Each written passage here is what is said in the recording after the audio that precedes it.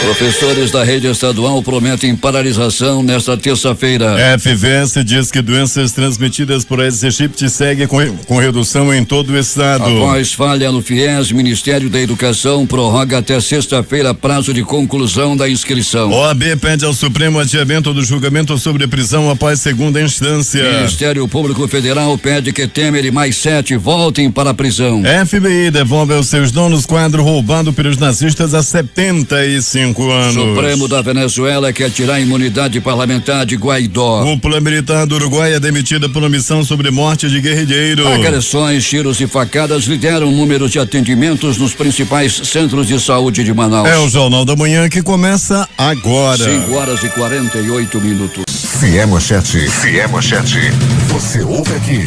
Jornal da Manhã, Rádio Difusora. Previsão do tempo. O Centro de Previsão de Tempo e Estudos Climáticos do Instituto Nacional de Pesquisas Espaciais está prevendo chuvas e trovoadas para hoje em Manaus, que amanhece de tempo instável, com chuvas isoladas no começo da madrugada. Tem chuva acumulada e o clima-tempo fala que é de 80% a probabilidade de mais 31 milímetros de precipitação pluviométrica. O CPTEC-INPE diz que a temperatura máxima será de 31 graus e o clima-tempo 30 graus Celsius. A madrugada termina com 25 graus e 94% de umidade no ar. Os ventos estão calmos com 3 km/h de velocidade. É terça-feira, 2 de abril. Chegamos aos 92 dias do ano e faltam 273 para terminar 2019. Dia de São Francisco de Paula. Também é o Dia Mundial do Livro Infantil, o Dia Mundial da Conscientização do Autismo ou simplesmente Dia Mundial do Autismo. O Rio Negro subiu mais 5 centímetros. Seu nível em relação ao mar estava ontem em 26 metros e 26 centímetros. Foram normais as operações de pousos e decolagens no Aeroporto Internacional Eduardo Gomes durante a madrugada. Os registros da história. 1872.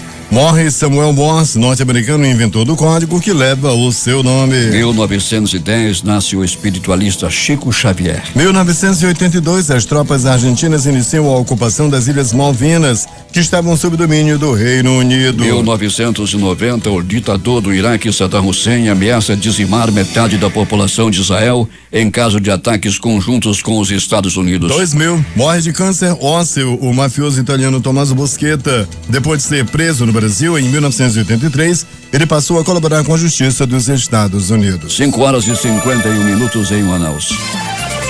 Local. Sejam bem-vindos ao Jornal da Manhã. Bom dia, Eduardo. Bom dia, Paulo. Bom dia, ouvintes. A Secretaria de Estado de Infraestrutura, CEINFRA, esclarece que é inverídica a informação de que a rodovia M70 Manaus-Manacapuru desabou e que estava interditada. Alberto Peregrino esteve no local e traz as informações.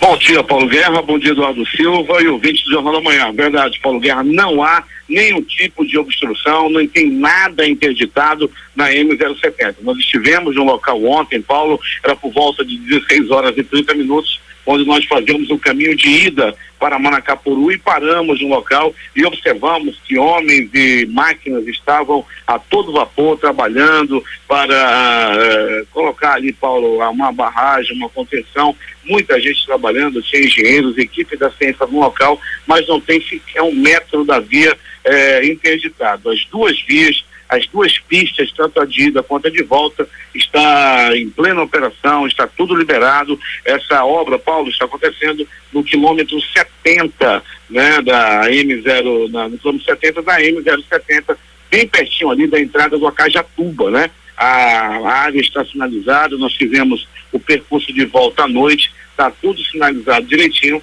e não há perigo para quem vai para Manacapuru, a não ser os buracos. A duplicação da estrada que leva a M70, que leva até Manacapuru, as obras estão paralisadas. Devem ser reiniciadas, mas não se sabe quando.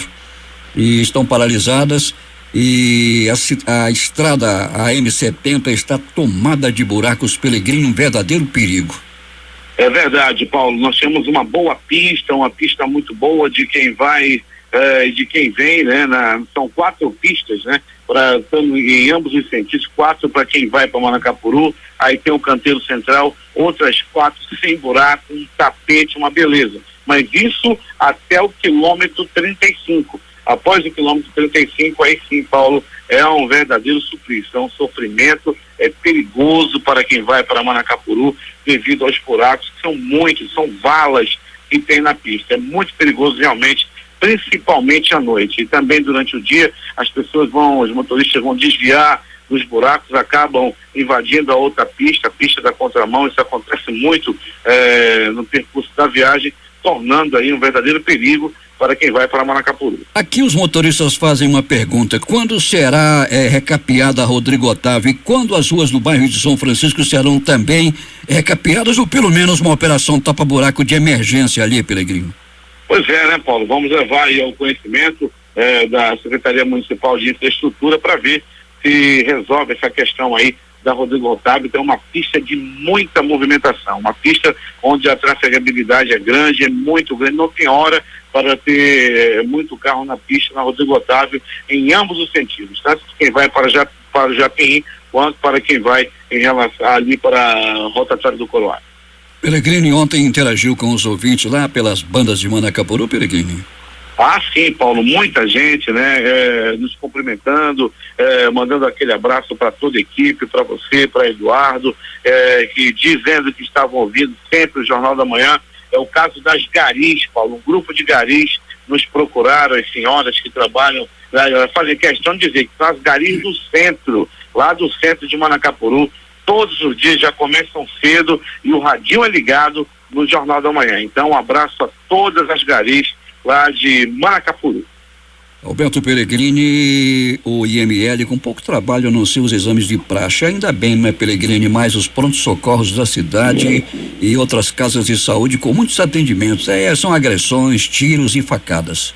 Sem dúvida nenhuma, Paulo. O pronto-socorro agitou muito. Já foi esse tempo que a movimentação maior era de sábado para domingo. Agora, durante a semana também, em alguns dias, a situação lembra muito aquela situação de sábado e domingo, com a movimentação muito intensa. Ontem, por exemplo, Paulo Guerra, um homem foi baleado e depois de levar 2 tiros, Paulo, ele ainda conseguiu subir na moto dele e foi até a 13ª SICOM. Lá ele pediu socorro e foi levado ao pronto-socorro Platão Araújo.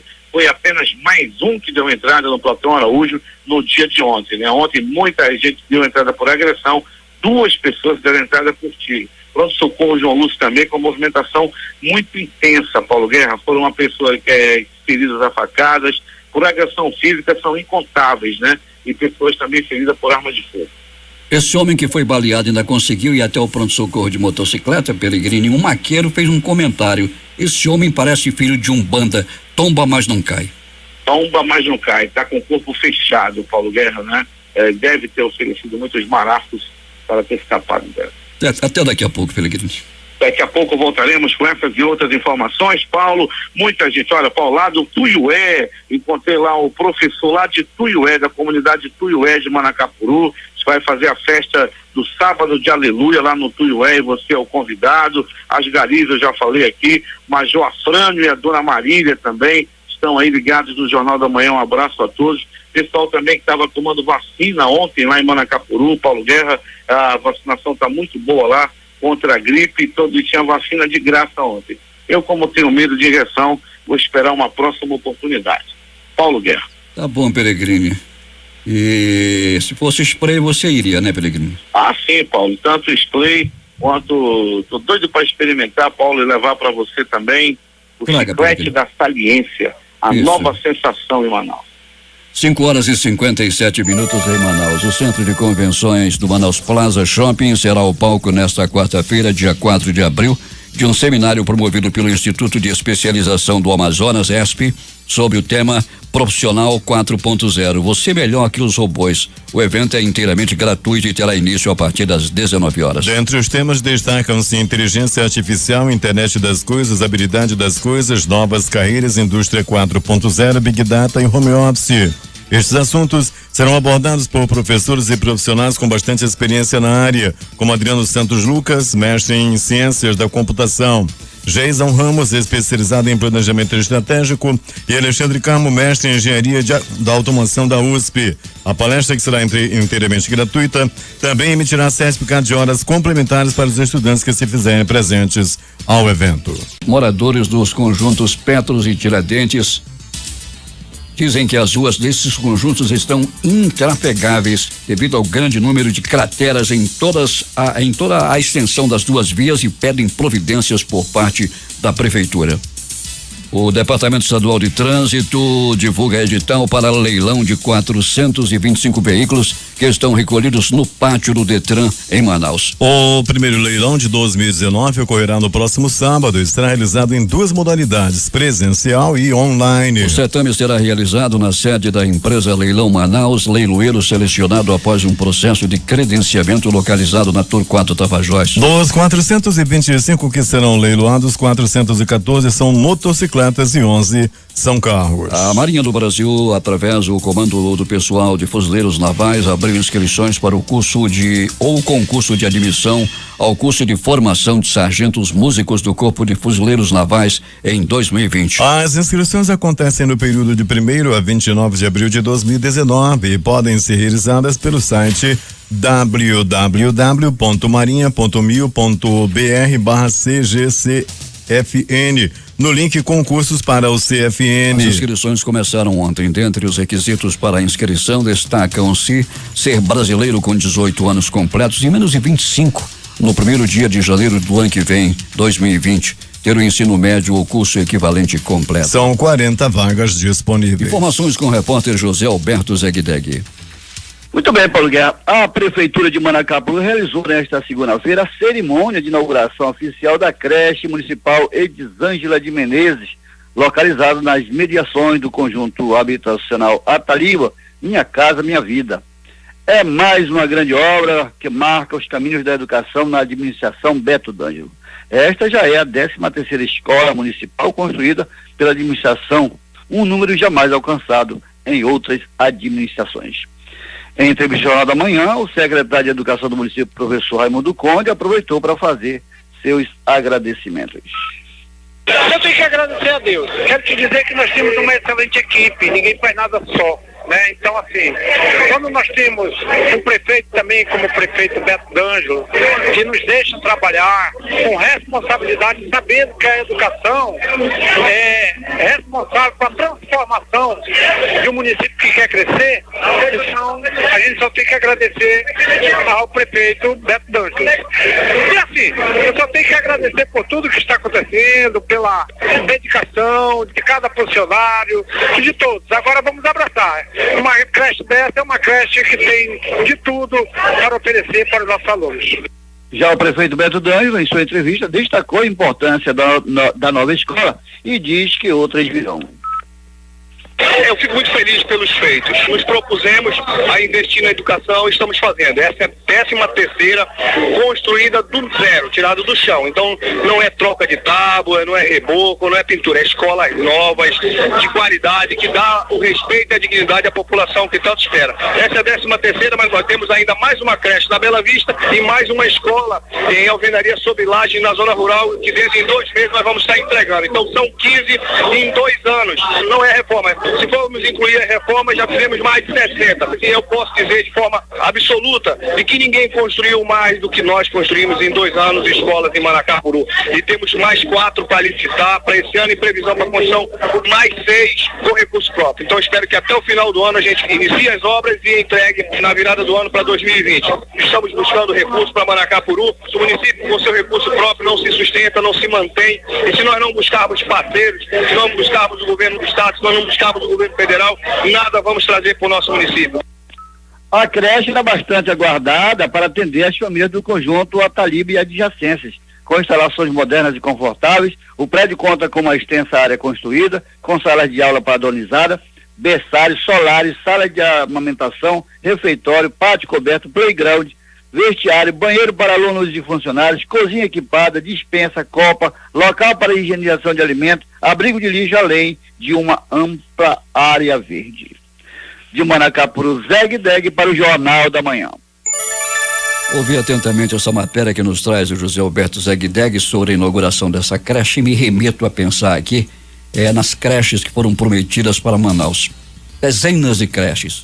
E, aliás, foi tanta promessa de creche que já deveriam ter construído mais de 1.000 creches em Manaus. E os ouvintes reclamando aqui também de que uma escola pública do governo do estado, lá na Rua 11, no Alvorada 2, essa obra nunca termina, está parada há muito tempo. A Universidade do Estado informou que lançará edital para concurso público de provas e títulos para provimento de cargos de professor da carreira do magistério superior. As vagas serão destinadas para as 5 escolas de Manaus e dos centros de estudos superiores dos municípios de Itacoatiara, Parintins, Tabatinga e Tefé. No próximo domingo, às 18 horas, começa oficialmente a temporada do Boi Bumbá, aqui em Manaus, com os ensaios do Caprichoso e do Garantido, que voltam a acontecer no Centro de Convenções do Sambódromo, com apoio da Secretaria de Estado de Cultura. O secretário de Cultura, Marcos Apolo Muniz, lançará nesta quarta-feira, às 10 horas, a programação do 22º Festival Amazonas de Ópera. Na ocasião também serão apresentados o novo Portal da Cultura e o aplicativo da SEC. O evento será destinado aos profissionais da imprensa e representantes do trade turístico. Confira a hora. 6 horas mais 8 minutos em Manaus. Um dia inteiro dedicado a atividades voltadas para o conhecimento e lazer, abordando cada um dos 17 Objetivos de Desenvolvimento Sustentável da Organização das Nações Unidas. Esse é o foco do projeto Caminhão Conhecendo os Objetivos de Desenvolvimento Sustentável, que chega a Manaus no mês de julho, como o evento principal marcado para o dia 27 desse mês. Além da capital amazonense, as atividades ocorrem também em Joinville, Santa Catarina, e no Rio Claro, São Paulo. A ideia é engajar a população na busca de soluções para os desafios que os países precisam enfrentar, rumo ao mundo melhor para todos. Para isso, serão organizadas em cada uma das 3 cidades atividades relacionadas aos 17 Objetivos de Desenvolvimento Sustentável. A 5ª semana de integração do Sistema de Segurança do Amazonas inicia no dia 8 de abril, às 14 horas, com a presença do Secretário Nacional de Segurança Pública, General Guilherme Teófilo, e segue até o dia 11. O evento será realizado no Centro de Convenções Vasco Vasques. Dados do Instituto Brasileiro de Geografia e Estatística, IBGE, de 2010, indicam para o Amazonas 154.190 pessoas com perda auditiva, das quais Manaus concentra 87.429, classificadas em 3,72% com perda total, 15,24% com grande dificuldade e 81,04% com alguma dificuldade. Para atender a lei número 13.146, será lançado no dia 17, próximo às 10 horas, o roteiro inclusivo para pessoa surda no Bosque da Ciência do Instituto Nacional de Pesquisas da Amazônia, o INPA. Atendendo a pedido do Ministério Público Federal no Amazonas, a Justiça Federal determinou em caráter liminar o bloqueio de R$363.100 em bens do ex-prefeito de Barreirinha, Messias Pereira Batista. A decisão de indisponibilidade de bens é resultado de ação civil pública de improbidade administrativa apresentada pelo Ministério Público Federal em razão da ausência de prestação de contas referente a repasses de recursos do Fundo Nacional de Saúde destinados ao município durante a gestão do ex-prefeito. De acordo com o Ministério Público Federal, em 2012, o município de Barreirinha celebrou convênio federal cujo objetivo era a construção de 199 melhorias sanitárias. Os repasses previstos foram divididos em 3 parcelas, a primeira no valor de R$479.500 e outras 2 no valor de R$359.100, totalizando quase 1,2 milhão. O termo de compromisso firmado previa como data final para a prestação de contas o dia 29 de agosto de 2016. 6 horas 11 minutos em Manaus. Novas e importantes informações devem chegar às mãos da Procuradoria-Geral da República na investigação do pagamento de propina pela empresa Hipermarcas, atual Hypera Pharma, com a conclusão da delação premiada do CEO afastado Cláudio Bergamo. Depois de concluída a delação, Bergamo pretende voltar ao comando da empresa. Essa propina destinada a caciques do MDB é o mesmo caso que vem sendo investigado pelo Ministério Público Federal desde 2016, quando outro executivo da Hipermarcas, Nelson Melo, acusou os senadores Eduardo Braga, aqui do Amazonas, e Nan Calheiros, de Alagoas, Eunice Oliveira, do Ceará, e o hoje ex-senador Romero Jucá, de Roraima, de terem sido os destinatários de propina de 30 milhões de reais. Após 2 semanas, finalmente, deputados estaduais e federais resolveram unir forças para reverter a desativação de 7 portos federais aqui no estado. Os portos de Iranduba, Borba, Nova Olinda do Norte, Santa Isabel do Rio Negro, Canutama, Coari e Itacoatiara não estão operando por falta de pagamento dos funcionários e dos contratos de manutenção. O deputado Belarmino Lins, do PP, encaminhou moção de apelo ao ministro da Infraestrutura, Tarcísio Freitas, para que normalize os pagamentos. Como a situação é a mesma em outros portos federais no interior do Amazonas, parlamentares temem a desativação de mais estruturas. O deputado federal Alfredo Nascimento, do PR, lembrou que o governo investiu mais de 1 bilhão na construção de portos no Amazonas e não pode deixá-los sem manutenção. O presidente da Comissão de Geodiversidade, Recursos Hídricos, Minas, Gás, Energia e Saneamento, o deputado estadual Sinésio Campos, do PT, juntamente com a presidente da Comissão de Meio Ambiente e Proteção dos Animais e Desenvolvimento Sustentável na Assembleia Legislativa do Estado, deputada estadual Joana Dark, do PR, realizaram na manhã desta segunda-feira uma visita técnica a um futuro aterro sanitário da construtora Eco Manaus. Moradores das adjacências do local denunciaram ao deputado Sinésio Campos, relatando a construção de um aterro sanitário no quilômetro 13 da rodovia BR-174. Os moradores apresentaram um abaixo-assinado alegando que a obra no local trará consequências ambientais prejudiciais à população. Campos constatou em loco nascentes de igarapés e que, se caso haja efetivação da construção de um aterro, além de ser mais um lixão a céu aberto, será também a poluição dos igarapés. Os igarapés de Manaus pedem socorro e, como presidente da Comissão de Recursos Hídricos e Saneamento na Assembleia, estamos mais uma vez dizendo não à construção desse aterro sanitário, que será totalmente inviável, visto que causará a contaminação do lençol freático. Dessa forma, poluindo mais igarapés do nosso estado, que é o igarapé do Lago do Leão e do Rio Tarumã, relatou o deputado. O parlamentar já enviou um documento através da comissão solicitando dos órgãos ambientais informações de como anda o processo de licença ambiental dessa área. 6h14. A Justiça é itinerante por meio do Tribunal Regional do Trabalho da 11ª Região, que compreende Amazonas e Roraima, realizará audiências e tomadas de reclamatórias em 13 municípios do interior do Amazonas. O calendário de itinerância do mês de abril tem início hoje. Os municípios amazonenses que devem receber a itinerância da Justiça do Trabalho são estes: Codajás, Atalaia do Norte, Benjamin Constant, Anamã, Caapiranga, Boa Vista do Ramos, Barreirinha, Nhamundá, Japurá, Maranhão, Arini e também Juruá. A Vara do Trabalho de Parintins levará o atendimento da Justiça itinerante ao município de Barreirinha hoje e amanhã para tomada de reclamatórias no Fórum de Justiça da comarca. Grávidas e crianças de 6 meses a menores de 6 anos de idade são as classes do grupo de risco com menor índice de imunização dentro da campanha de vacinação contra HN1 em Manaus. A informação foi divulgada pela Prefeitura ontem. A meta de vacinar 90% do público-alvo da campanha contra a influenza,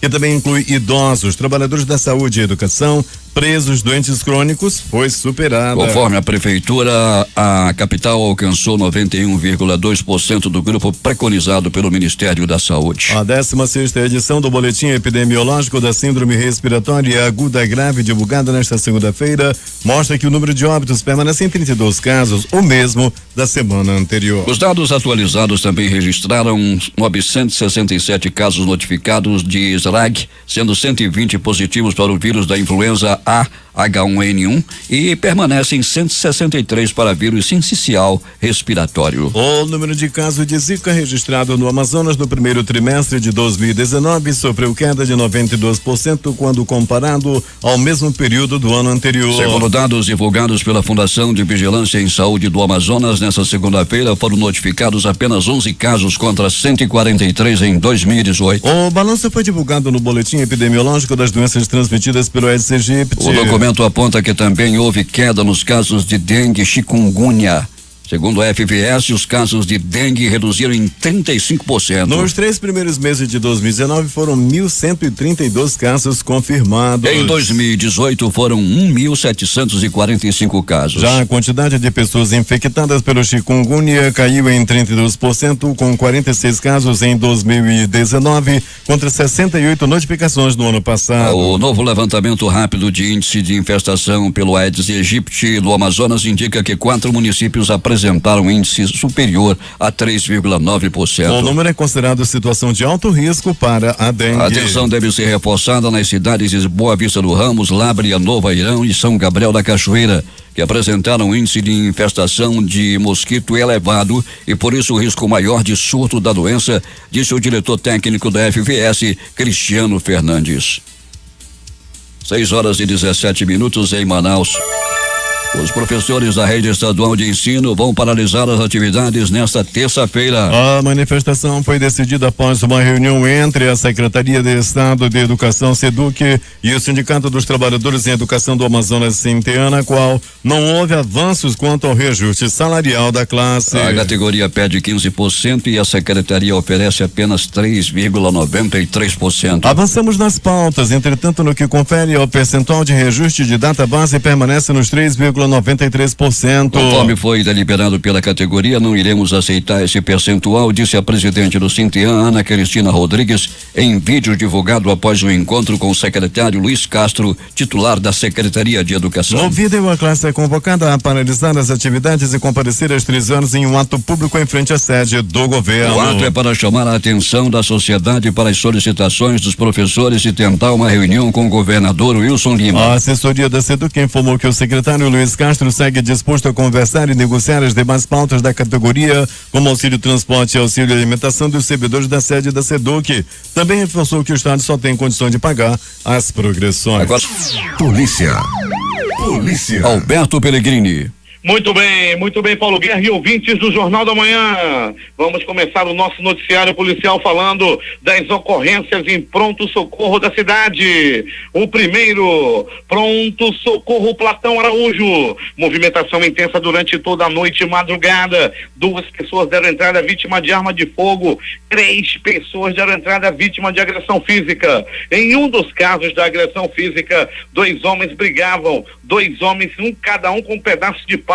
Uma briga terrível, foi briga de vizinho na área do bairro Jorge Teixeira. Outra pessoa que deu entrada, vítima de bala, um homem que foi atingido por tiros e depois ele foi pedir socorro em uma delegacia. Ele ainda conseguiu pilotar uma moto e de lá os profissionais da segurança o levaram ao pronto-socorro Platão Araújo, onde ele foi muito bem atendido e continua internado. Já passou por cirurgia e o estado dele é estável, segundo as informações que obtivemos agora há pouco no pronto-socorro Platão Araújo.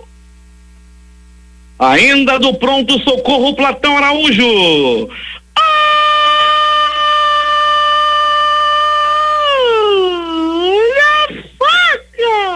Olha a faca, olha a faca, olha a faca, olha a morte.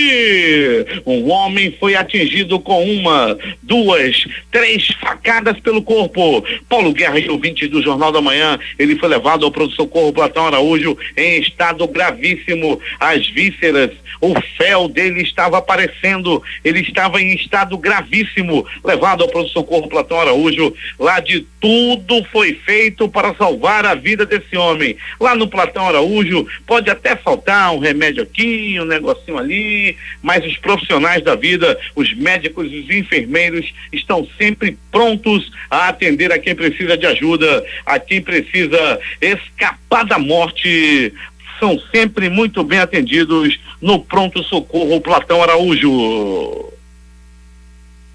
Pronto-socorro João Lúcio, no Gigante da Zona Leste da cidade. Um homem deu entrada vítima de agressão física. Ele apanhou a murros, chutes, socos, pontapés e alguns bofetes. As primeiras informações dão conta, Paulo Guerra e ouvintes do Jornal da Manhã, de que esse homem acabou brigando, acabou apanhando. Era 2 homens, olha já a situação, olha já, estavam brigando pelo amor do mesmo homem. Era 2 homens brigando pelo amor de um outro rapaz, e um deles acabou levando a pior na briga e foi levado ao pronto-socorro Platão Araújo.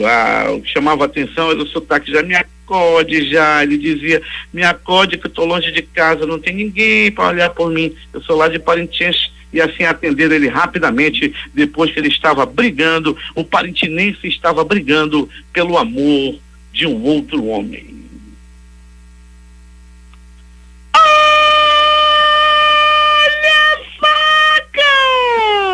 Olha a faca, olha a faca, olha a morte! Uma peixeira enferrujada foi usada como arma para tentar matar um homem de 22 anos de idade que deu entrada com uma perfuração de leve pelo abdômen e outro risco no braço. Se a faca entra de verdade, não sei se do golpe ele ia morrer, mas pelo que eu vi da faca, do teto ele não escapava. Faca enferrujada, velha, que foi usada pelo... Nem cabo a faca tinha mais, sabe aquelas facas do cabo de madeira? Pois é, já tinha até caído, estava enferrujada, aquela faca velha que foi usada para tentar matar esse homem de 22 anos. Ele não soube dizer o nome, nem tampouco o porquê ele foi atingido a faca. Saber, sabia, não queria era dizer. Deu entrada no pronto-socorro. Uma briga entre dois homens, uma briga por pouco não acaba em tragédia, é que um deles conseguiu se armar com o teçado. Os dois estavam brigando até que um correu para dentro da casa e quando voltou com o teçado 128 amoladíssimo. Eu acho que quem amolou aquele teçado foi o Valdir Correia. O Valdir tem um teçado amolado atrás da mesa dele e esse homem também tinha um teçado parecido que nem esse do Valdir e ele usou para dar-lhe 2 lambadas. Ele não deu com a teçado mesmo não, com aquele negócio de cortar, ele deu só as lambadas. Ainda assim, o homem foi parar no pronto-socorro devido aos demais hematomas que estavam espalhados pelo corpo da vítima. Agora, as notícias do Instituto Médico Legal. Saiba agora quem foi para a pedra nas últimas 24 horas. E atenção, Paulo Guerra e ouvintes do Jornal da Manhã, noite, madrugada das mais tranquilas na cidade. Nenhuma morte por tiro, nenhuma morte na faca, nenhuma morte na paulada. Ou seja, a pedra do Instituto Médico Legal estava vazia, modo. Não tinha nenhum esquentando a pedra do IML durante a noite e madrugada. Entretanto, Paulo Guerra, um crime ontem no final da manhã. Na verdade, um encontro de cadáver. O corpo de um homem até o presente momento não identificado foi lá no bairro de Educandos. O corpo foi encontrado em um saco plástico e jogado em uma lixeira. O corpo foi encontrado por profissionais da limpeza que estavam trabalhando em um caminhão de lixo e quando foram recolher o lixo, viram que havia um saco e nesse saco estava um corpo. O corpo estava amarrado e degolado. Foi o último registro ainda na manhã de ontem. De lá para cá, nem mais uma morte registrada por violência na cidade. O Instituto Médico Legal realizou nas últimas 24 horas 49 exames de corpo de delito. E essas foram as notícias da noite e madrugada. A reportagem foi de Alberto Pellegrini para o Jornal da Manhã. Loteria. Aqui no concurso 4.939 acumulou. A quadra saiu para 158 apostadores, cada um vai receber R$2.724,46. Dezenas sorteadas da Quina Concurso 4.939. 05, 12, 18, 44 e 69. 05, 12, 18 44 e 69. A Loto Fácil no concurso 1795 teve 4 apostadores com 15 acertos. Cada um vai receber R$476.882,69. Um de Manaus, outro de Brasília, um de Maximiliano de Almeida no Rio Grande do Sul e um de Itupeva em São Paulo. Com 14 acertos foram 405 apostas ganhadoras. Premiação para cada uma delas R$1.449 mais 21 centavos. As dezenas sorteadas da Loto Fácil foram estas: 02, 04, 07 08 09 10 13 16 17 18 19 22 23 24 e 25. 6 horas e 32 minutos. Esportes.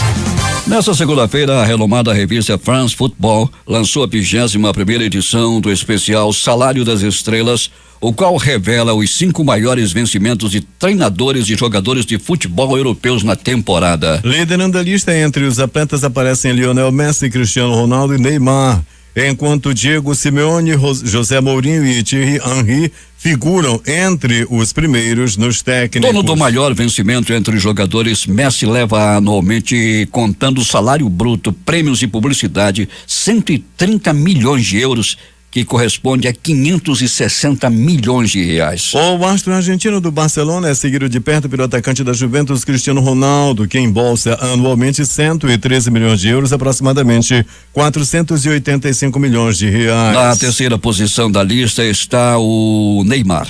O brasileiro figura com 91,5 milhões de euros, em torno de 395 milhões de reais. As 3 estrelas do futebol mundial tiveram seus vencimentos estabilizados em relação à edição anterior da publicação especial da revista francesa. E tem muita bola rolando nesta terça-feira. Às 16h30, pelo Campeonato Espanhol, vão jogar Vila Real e Barcelona. Às 17 horas, pela Copa Sul-Americana, jogam Mineiros e Guaiana e Saúde América. 21h30, Universidade Católica e Colo-Colo. Às 19h15, pela Copa do Brasil, jogam CRB e Bahia. 19h15, Copa Libertadores da América, São Lourenço e Palmeiras. São José e Liga de Quito. Cerro Porteño e Nacional. Às 21h30, ainda pela Copa Libertadores da América, jogam Atlético Paranaense e Boca Juniors. Melgar e Júnior Barranquilha. Valecino e Alianza de Lima. Às 21h50, pelo Campeonato Sul-Americano de Futebol, Sub-17, tem Uruguai e Paraguai. Às 23h10, pelo Campeonato Sul-Americano de Futebol Sub-17, jogam Peru e Argentina.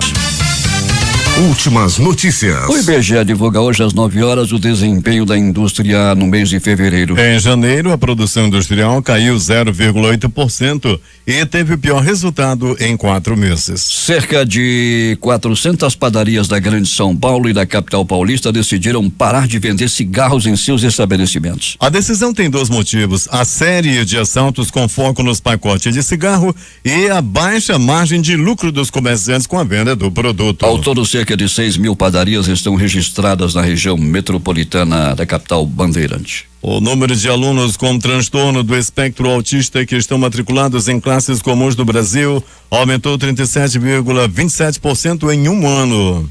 Em 2017, 77.102 crianças e adolescentes com autismo estudavam na mesma sala que pessoas sem deficiência. Esse índice subiu para 105.842 alunos em 2018. Os dados foram extraídos do Censo Escolar, divulgado anualmente pelo Instituto Nacional de Estudos e Pesquisas Educacionais, Anísio Teixeira, o INEP. A gráfica responsável pela impressão das provas do Exame Nacional do Ensino Médio Enem desde 2009, que iria imprimir também a edição 2019, entrou com pedido de falência ontem. A multinacional R.R. Donnelley culpou as atuais condições de mercado na indústria gráfica e editorial tradicional, que estão difíceis em toda parte, mas especialmente no Brasil.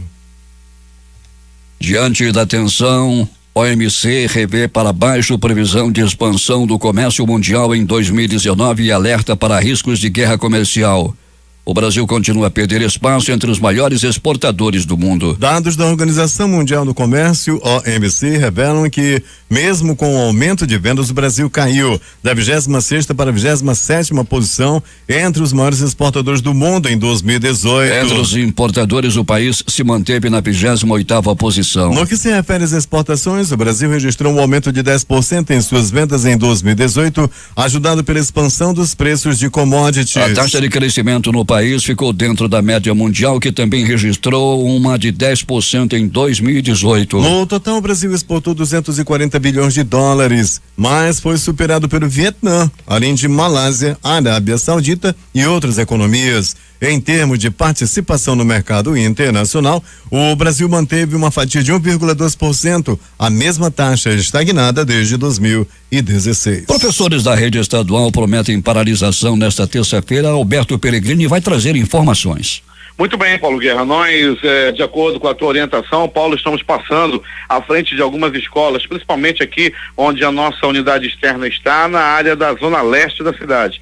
Paulo, já passei em frente a algumas escolas, como a Escola Valcote, a da Isaaco e Queda, e bem, essas duas escolas, Paulo, a expectativa é grande em relação à abertura dos portões, ou não, os alunos também estão ainda na frente da escola, bem como também passamos em frente da escola Bernadette do Socorro, também a expectativa para a abertura dos portões ou não. Na escola estadual Áurea Braga, localizada na zona leste da cidade também, que é a unidade 4 do Colégio da Polícia Militar, essa escola estadual está confirmado, vai haver aula, inclusive é dia de prova. Então, na escola da Polícia Militar já temos a confirmação, é uma escola estadual, vai haver aula sim. Nas demais, Paulo, a expectativa para os próximos 20 minutos, se os portões irão ser abertos ou não para que tenha aula.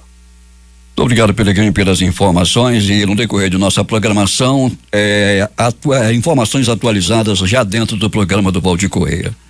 As falhas no sistema do Fundo de Financiamento Estudantil FIES fizeram o Ministério da Educação prorrogar até sexta-feira o prazo para os estudantes selecionados conseguirem concluir sua inscrição. Alunos aprovados pelo programa estão sem poder ir às aulas em universidades particulares e temem perder o semestre. O governo diz que um problema técnico prejudica a troca de informações com os bancos para liberar os financiamentos. A proposta de reforma da Previdência não fere a Constituição, disse ontem o presidente da Comissão de Constituição e Justiça, a CCJ da Câmara, deputado Felipe Francisquini do PSL do Paraná. Depois de reunião de cerca de 40 minutos com o secretário especial de Previdência e Trabalho, Rogério Marinho, ele reiterou que não há indicações de mudanças na reforma da CCJ e que trabalhará para aprovar a proposta na comissão sem alterações. O ministro da Economia, Paulo Guedes, recebe deputados, parlamentares da bancada do PSD e do PSL e o líder do governo na Câmara, entre outros, nesta terça-feira,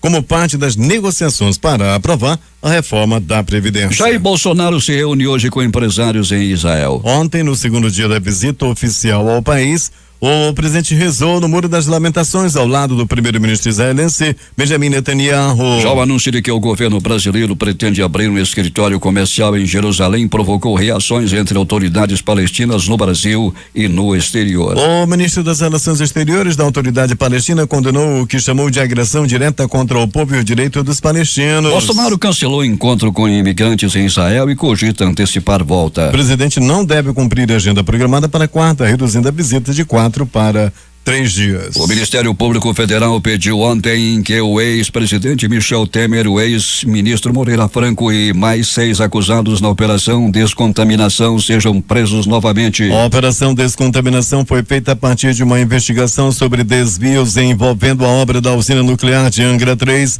e a eletronuclear. Na semana passada, o Ministério Público já tinha apresentado 2 novas denúncias sobre o caso.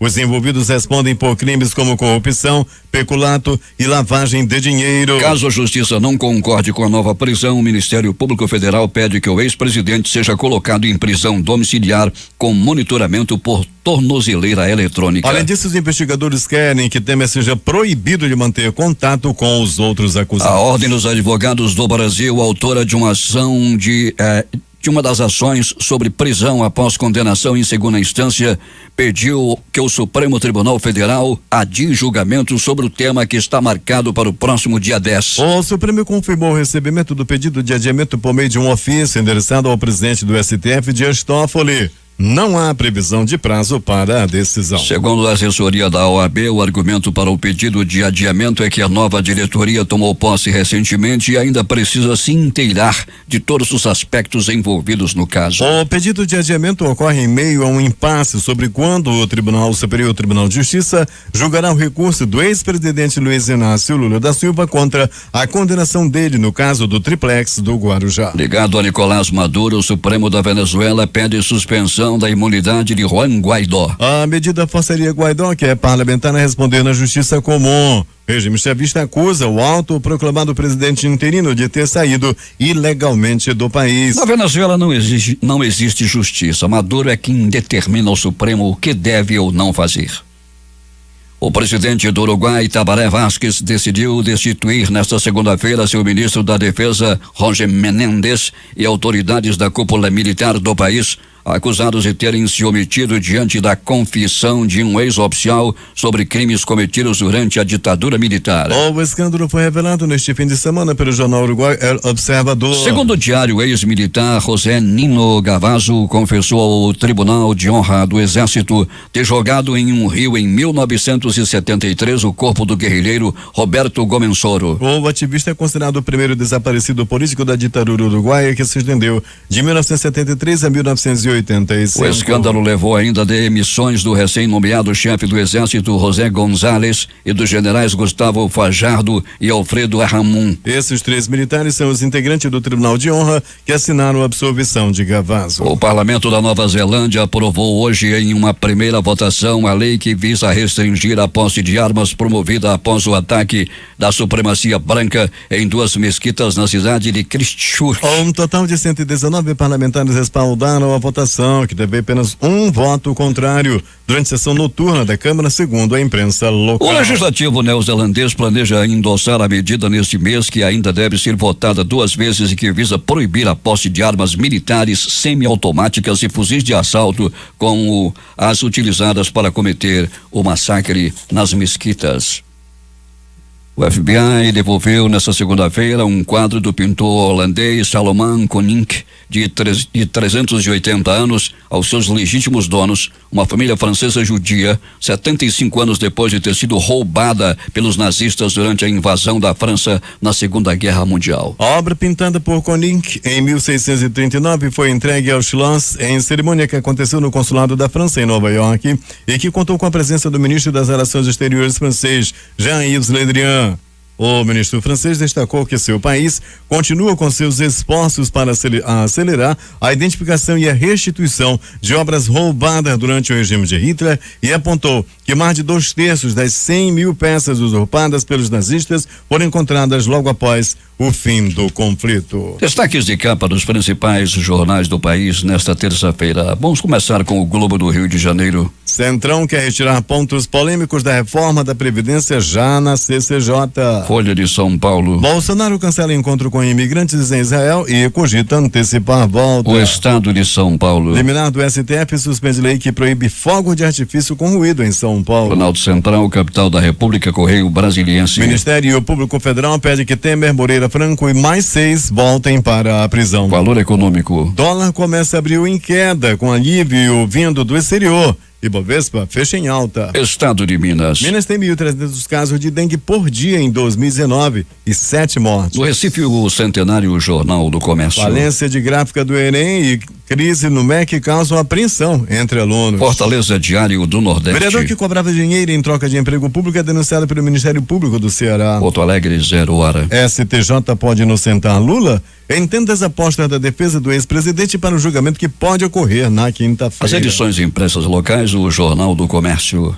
Empresários ainda mantêm otimismo, mesmo com a crise. A crítica. Crueldade em Beruri. Matadores de família buscavam 14 mil reais. Estas foram as principais notícias de ontem e as primeiras de hoje.